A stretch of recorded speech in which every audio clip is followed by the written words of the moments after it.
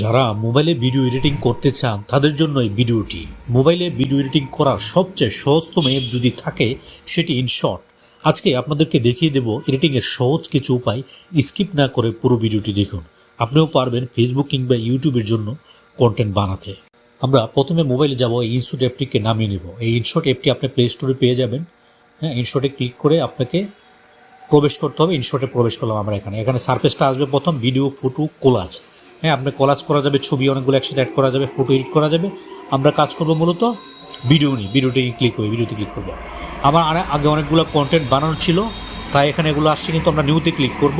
করে এখান থেকে ভিডিও অপশন নেওয়া যাবে। আমরা ভিডিও নিব, যেহেতু ভিডিওটি নিয়ে কাজ করব আমরা ভিডিও নিব। চাইলে ফটো নিয়েও ভিডিও করা যায়। এখানে কিছু মেটেরিয়াল অপশন রয়েছে, এখান থেকে চাইলে আপনি মেটেরিয়াল নিতে পারেন, ইনটু নিতে পারেন, আউটটু নিতে পারেন। হ্যাঁ, বিভিন্ন ধরনের ফ্রি কিছু কন্টেন্ট রয়েছে এখানে, যেগুলো অ্যাড করে আপনার ভিডিওকে আপনার প্রফেশনাল লুক দিতে পারেন।